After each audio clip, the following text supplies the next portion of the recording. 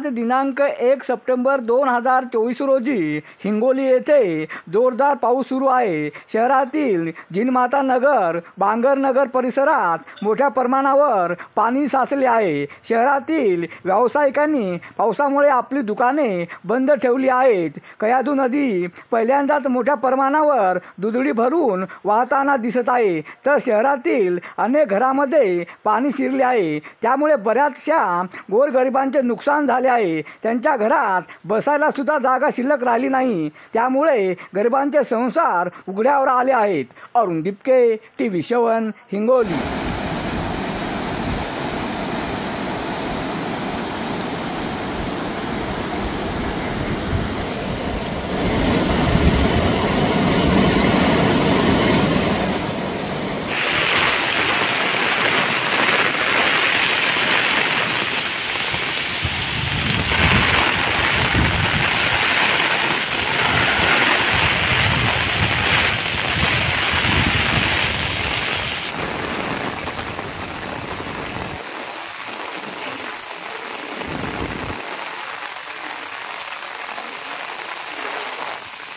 इतना मेरे घर में पानी घुसा, देखो भाई क्या है, बारिश का पानी है।